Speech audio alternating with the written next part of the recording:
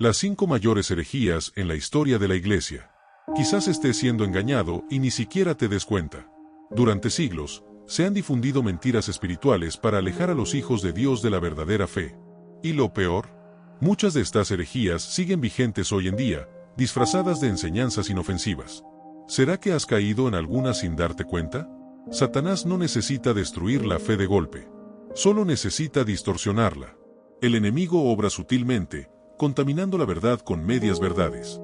Y millones son engañados cada día. Pero hoy descubrirás las 5 mayores herejías que han sacudido a la Iglesia y aprenderás a protegerte. Algunos niegan la divinidad de Jesús.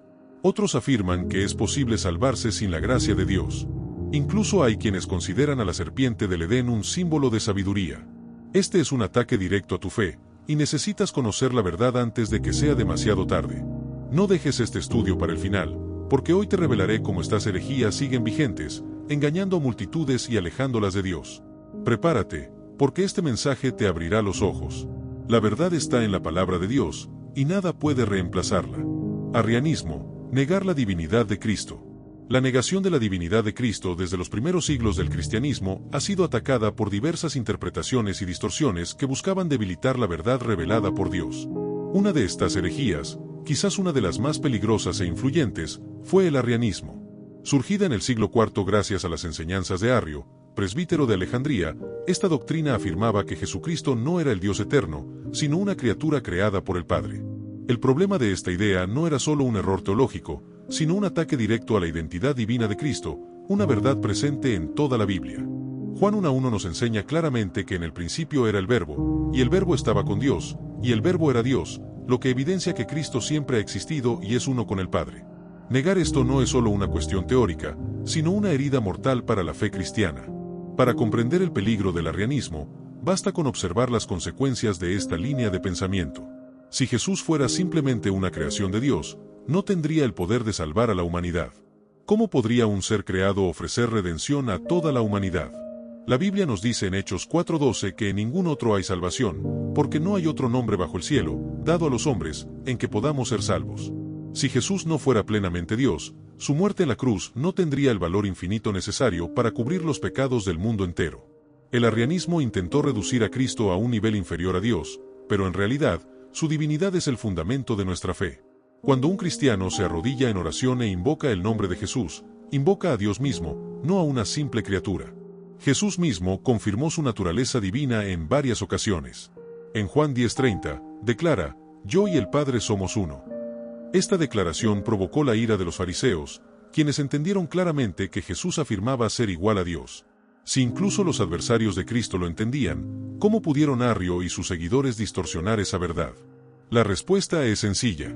El arrianismo intentó crear un cristianismo más racional, una fe que pudiera explicarse sin necesidad de misterios divinos.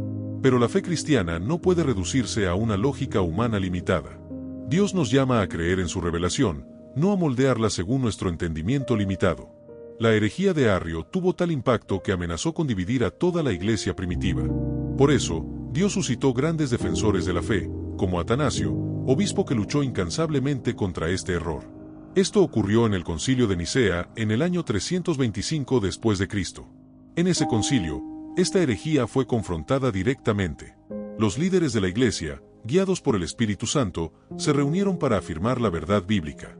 Jesucristo es Dios de Dios, luz de luz, Dios verdadero de Dios verdadero, engendrado, no hecho, consustancial con el Padre, como lo establece el credo de Nicea. Este credo no se creó para inventar una nueva doctrina, sino para reafirmar lo que la Biblia siempre había enseñado. La lucha contra herejías como el arrianismo demuestra que la verdad de la fe cristiana debe defenderse en cada generación, pues siempre habrá quienes intenten distorsionar la palabra de Dios. El problema es que, aunque fue condenado por la Iglesia, el pensamiento ario no desapareció.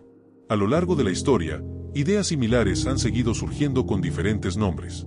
Hoy en día, algunas sectas y grupos religiosos aún propagan la idea de que Jesús no es completamente Dios. Esto demuestra que la batalla por la verdadera fe continúa. Como cristianos, estamos llamados a seguir el ejemplo de Atanasio y los defensores de la fe, estudiando las Escrituras y manteniéndonos firmes en la verdad. Cuando alguien presente ideas que intenten menoscabar la divinidad de Cristo, debemos estar preparados para responder, tal como nos instruye Pedro en 1 Pedro 3:15, pero santifiquen a Cristo el Señor en sus corazones, estando siempre preparados para presentar defensa ante todo el que les demande razón por la esperanza que hay en ustedes. Pero, ¿cómo podemos aplicar esto en nuestra vida? Primero, necesitamos conocer la Biblia y comprender quién es Jesús. Él no es simplemente un maestro, un profeta o un ejemplo moral. Él es Dios encarnado, el Salvador que dio su vida por nosotros. Al orar, debemos recordar que hablamos con el Señor del universo, aquel que tiene todo el poder para transformar nuestras vidas.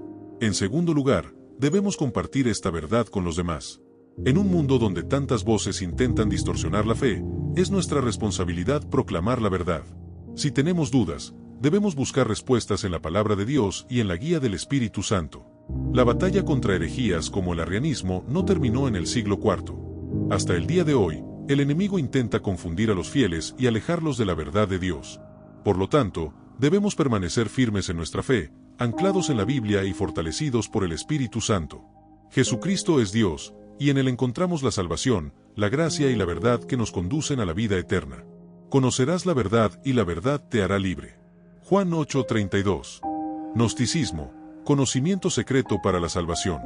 Desde los tiempos apostólicos, la fe cristiana siempre se ha fundamentado en la verdad revelada por Dios y disponible para todos los creyentes. Sin embargo, a lo largo de la historia han surgido movimientos que han intentado convertir esa verdad en un secreto, accesible solo a unos pocos individuos iluminados. El gnosticismo, que floreció entre los siglos II y IV, es un ejemplo de ello. Los gnósticos afirmaban que la salvación no provenía de la gracia de Dios mediante la fe en Jesucristo, sino de un conocimiento oculto, la gnosis, que solo algunos podían alcanzar. Esta enseñanza pervierte la esencia del Evangelio, que es la oferta gratuita de salvación a todos los que creen. La Biblia es clara al afirmar que Dios desea que todas las personas sean salvas y lleguen al conocimiento de la verdad, 1 Timoteo 2:4. Pero los gnósticos insistían en que la verdad solo podía ser revelada a un grupo selecto, creando una falsa división entre los espirituales y los ignorantes. Uno de los mayores peligros del gnosticismo era su visión distorsionada de la creación. Enseñaban que el mundo material era maligno, que el cuerpo humano era una prisión para el alma y que solo quienes adquirían este conocimiento secreto podían acceder al mundo espiritual. Esta creencia contradecía directamente la Biblia, pues Dios creó el mundo y vio que era muy bueno, Génesis 1:31. Jesucristo, al encarnarse, demostró que la materia no es mala en sí misma, pues tomó cuerpo humano y resucitó en forma corporal. La fe cristiana no enseña el abandono de la creación, sino su redención. Como afirma Romanos 8:21, la creación misma será liberada de la esclavitud de la corrupción. Otro problema grave del gnosticismo fue su interpretación distorsionada de Jesucristo. Muchos gnósticos enseñaban que Jesús no tenía un cuerpo real, sino solo una apariencia de forma. Para ellos, el Hijo de Dios jamás podría encarnarse, ya que el mundo material se consideraba impuro. Esta perspectiva, conocida como docetismo, negaba por completo la encarnación, piedra angular de la fe cristiana. Sin embargo, las Escrituras nos enseñan claramente que el Verbo se hizo carne y habitó entre nosotros, Juan 1:14. Si Jesús no hubiera venido en carne, su muerte en la cruz y su posterior resurrección carecerían de sentido. Sin la encarnación, no hay salvación. Pablo combatió con vehemencia este tipo de pensamiento en sus cartas. En Colosenses 2:8, él advierte: cuídense de que nadie los engañe con filosofías y vanas sutilezas, según la tradición humana, según los rudimentos del mundo, y no según Cristo. Los gnósticos promovían una espiritualidad basada en misterios y secretos. Pero el verdadero evangelio es sencillo y accesible. Jesús no vino a traer una doctrina oculta para unos pocos elegidos, sino un llamado a que todos acudan a él. Por eso, a lo largo de la historia, la Iglesia siempre ha rechazado cualquier enseñanza que intente oscurecer la claridad del evangelio. La influencia del gnosticismo no ha desaparecido por completo. Hoy en día, vemos ideologías que promueven una espiritualidad esotérica que enseña que la verdad de Dios no se encuentra en la Biblia, sino en experiencias místicas y conocimiento oculto. Esto se manifiesta de diversas formas, desde religiones que predican un despertar de la conciencia hasta movimientos que intentan reinterpretar la fe cristiana de forma subjetiva y relativista. El apóstol Juan nos advierte en 1 Juan 4:1: Amados, no creáis a todo espíritu, sino probad los espíritus para ver si son de Dios, porque muchos falsos profetas han salido al mundo. La respuesta a este engaño reside en una búsqueda sincera de la verdad revelada en las Escrituras. Quien desee conocer a Dios debe sumergirse en su palabra, pues es en las Escrituras donde encontramos la revelación completa de la voluntad divina. No hay secretos ni misterios ocultos reservados solo para unos pocos. Como dice el Salmo 119, 105, tu palabra es lámpara a mis pies y lumbrera a mi camino. Jesús mismo declaró, si alguno quiere hacer la voluntad de Dios, sabrá si mi enseñanza proviene de Dios o si hablo por mi propia cuenta. Juan 7:17. En otras palabras, el camino a la salvación no está oculto, sino disponible para todos los que buscan a Dios con sinceridad. El gnosticismo intentó corromper la fe cristiana, convirtiendo el Evangelio en un conocimiento elitista y misterioso.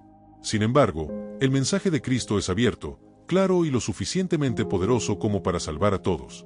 La Biblia nos enseña que la salvación no depende de secretos ocultos ni rituales místicos, sino de la gracia de Dios, accesible mediante la fe en Jesucristo, como está escrito en Efesios 2, 8-9, por gracia sois salvos por medio de la fe, y esto no de vosotros mismos. Es don de Dios, no por obras, para que nadie se gloríe. Permanezcamos firmes en la sencillez del Evangelio, rechazando cualquier enseñanza que intente oscurecer la verdad y alejar a las personas de la luz de Cristo. Pelagianismo. Salvación sin la gracia divina.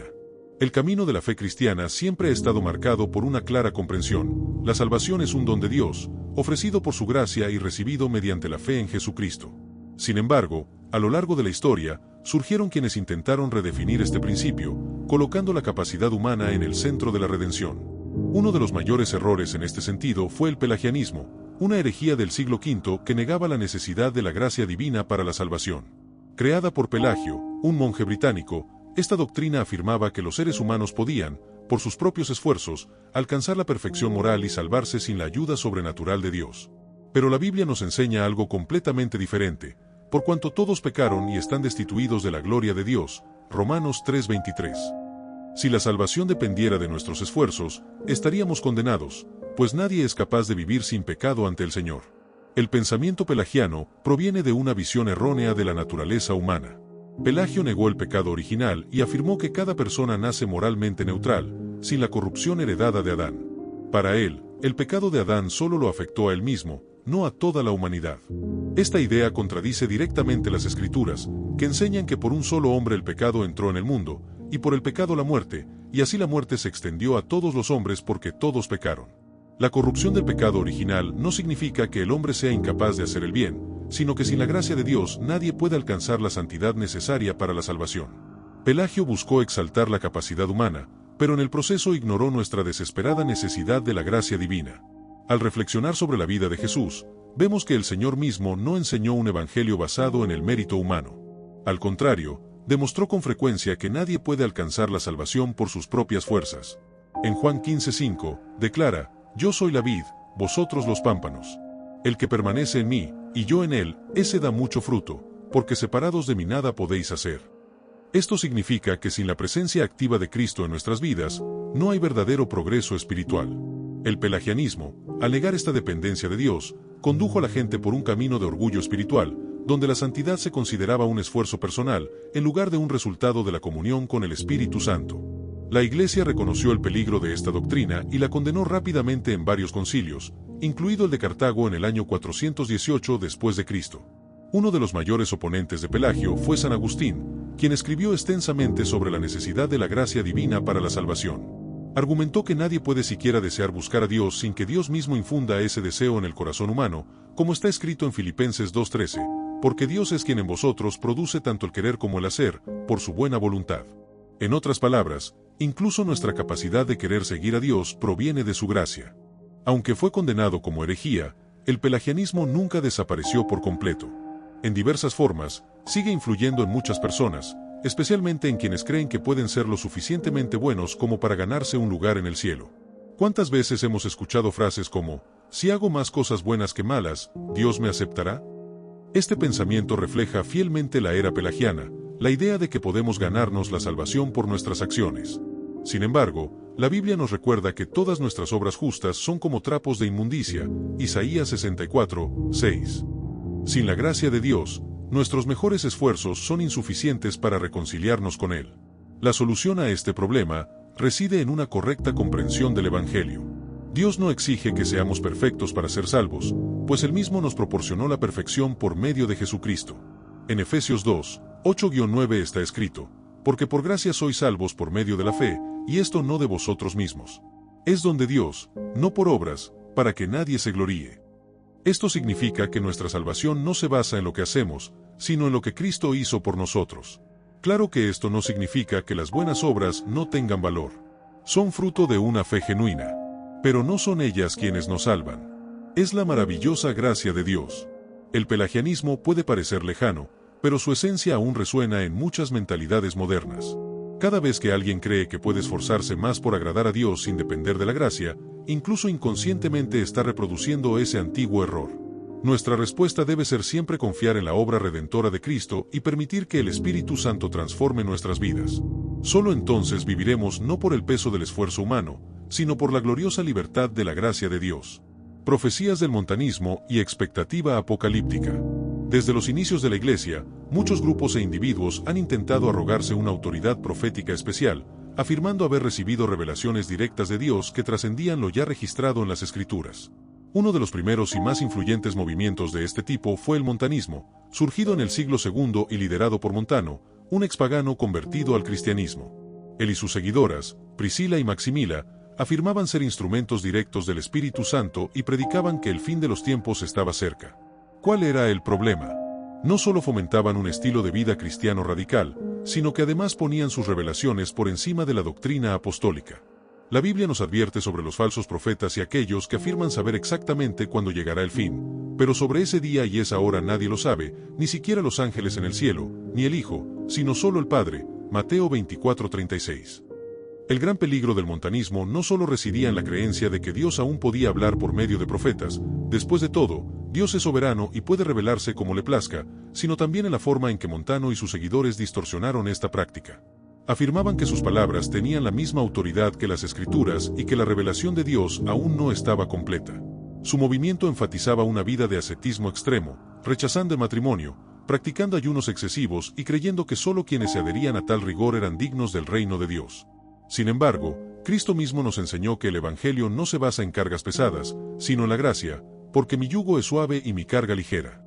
Otra característica del montanismo era su énfasis descontrolado en las profecías y el don de lenguas, algo que, si bien tiene su fundamento la Biblia, se practicaba de forma desordenada y sin discernimiento.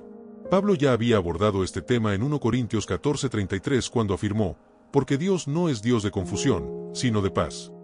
El montanismo llevó a muchos a creer que solo quienes recibían manifestaciones sobrenaturales eran verdaderamente espirituales, lo que generó división en la Iglesia. Esta misma actitud se observa hoy en día en muchos movimientos religiosos que priorizan las experiencias místicas sobre la palabra de Dios. No hay duda de que Dios puede seguir hablando a los corazones de sus hijos, pero nunca se contradice ni dice nada contrario a su palabra. Montano enseñaba que nuevas revelaciones podían reemplazar la enseñanza apostólica, algo completamente contrario a lo que la Biblia instruye. En Gálatas 1:8, Pablo emite una seria advertencia: pero si a nosotros o un ángel del cielo os anunciara otro evangelio diferente del que os hemos anunciado, sea anatema. La exagerada expectativa del fin de los tiempos también fue una característica del montanismo. Montano y sus seguidores creían que el regreso de Cristo ocurriría pronto, incluso llegaron a declarar que la Nueva Jerusalén sería establecida en una ciudad de Asia Menor. Este tipo de pensamiento generó pánico y llevó a muchas personas a abandonar sus responsabilidades diarias, creyendo que ya no valía la pena trabajar ni planificar el futuro. Pero Jesús nos enseñó lo contrario. Debemos estar preparados para su regreso, sí, pero sin caer en los extremos. Por tanto, manténganse despiertos, pues no saben en qué día vendrá su Señor. Mateo 24:42. El verdadero cristiano vive con expectativa, pero también con equilibrio. Incluso hoy vemos movimientos que repiten los errores del montanismo, buscando revelaciones adicionales y creando nuevas doctrinas basadas en experiencias personales. Sin embargo, la seguridad del cristiano no reside en visiones ni profecías humanas, sino en la infalible palabra de Dios. Cuando nos basamos en las Escrituras, no nos dejamos llevar por vientos doctrinales ni engañar por discursos incendiarios, como está escrito en 2 Timoteo 3, 16-17. Toda la Escritura es inspirada por Dios y útil para enseñar, para reprender, para corregir y para instruir en la justicia, a fin de que el hombre de Dios sea perfecto, equipado para toda buena obra. La gran lección que podemos extraer de este movimiento es la necesidad del discernimiento espiritual. Debemos buscar a Dios, escuchar su voz y estar atentos a la acción del Espíritu Santo, pero siempre dentro de los límites que marca la Biblia. Cualquier cosa que nos aleje de la verdad revelada o intente añadir algo al Evangelio debe ser rechazada. El culto a la serpiente, interpretación herética del Edén. Desde el comienzo de la humanidad, la serpiente ha sido un símbolo de engaño y rebelión contra Dios. En el jardín del Edén, fue esta astuta criatura la que sembró la duda en el corazón de Eva, llevándola a cuestionar el mandato divino y, por lo tanto, a la caída de la humanidad. Sin embargo, a lo largo de la historia, algunos grupos han distorsionado esta narrativa y han comenzado a ver a la serpiente no como la enemiga de la humanidad, sino como portadora de luz y conocimiento. Esta interpretación herética, conocida como el culto a la serpiente, surgió en ciertos movimientos gnósticos y esotéricos que veían a la serpiente como una liberadora, alguien que supuestamente revelaba al hombre el conocimiento oculto que Dios había negado. Pero esta visión invierte por completo la verdad bíblica y trastoca los principios de la fe cristiana. En la Biblia, la serpiente se identifica claramente como Satanás el engañador. En Apocalipsis 12:9 está escrito: "Y fue arrojado el gran dragón, la serpiente antigua que se llama el diablo y Satanás, el engañador del mundo entero". No hay ninguna ambigüedad aquí. La serpiente no es un ser benévolo, sino quien trajo la destrucción y la separación de Dios. Aún así, algunas sectas y doctrinas esotéricas reinterpretaron el relato del Génesis, afirmando que el verdadero villano de la historia no era la serpiente, sino Dios mismo, quien, según afirmaban, privaba al hombre de un mayor conocimiento. La herejía de la cultura de la serpiente está directamente relacionada con el orgullo humano. Fue precisamente esto lo que Satanás explotó en el Edén cuando le dijo a Eva: "No moriréis, pues Dios sabe que el día que comáis de él, se os abrirán los ojos y seréis como Dios, conociendo el bien y el mal". Génesis 3, 4-5. El deseo de ser como Dios fue el mismo pecado que condujo a la caída de Lucifer. Este intento de exaltar al hombre y rechazar la soberanía divina es la raíz de muchas doctrinas que se apartan de la verdad bíblica. Otro aspecto preocupante de esta herejía es el intento de redefinir el concepto del bien y del mal. La Biblia nos enseña que el temor del Señor es el principio de la sabiduría, Proverbios 9:10, y que el verdadero conocimiento proviene de la obediencia a Dios, no de la rebelión. El hombre no tiene la capacidad de definir la moral por sí mismo, pues sin Dios terminamos desviándonos por caminos de destrucción. Esta idea de que el hombre puede alcanzar la divinidad mediante el conocimiento secreto también está presente en muchas filosofías modernas. Sin embargo, la Biblia nos enseña que no hay salvación en nadie más, porque no hay otro nombre bajo el cielo, dado a los hombres, en que podamos ser salvos. Hechos 4:12. Ahora que conoces las 5 mayores herejías de la historia de la Iglesia, dime, ¿has visto predicarse alguno de estos errores hoy en día? ¿Es posible que, sin darte cuenta, ya hayas sido influenciado por alguna de estas doctrinas? Deja tu comentario y comparte tu experiencia. Si este contenido te ha abierto los ojos, no te lo guardes. Comparte este video para que más personas se liberen de la mentira y conozcan la verdad de Dios. Y no olvides suscribirte al canal y activar las notificaciones para no perderte ningún estudio que pueda transformar tu vida con Cristo. Ahora haz clic en el siguiente video que aparece en pantalla y continúa este viaje de conocimiento espiritual. Hay mucho más que aprender y la verdad de la palabra de Dios necesita ser conocida. Que Dios los bendiga.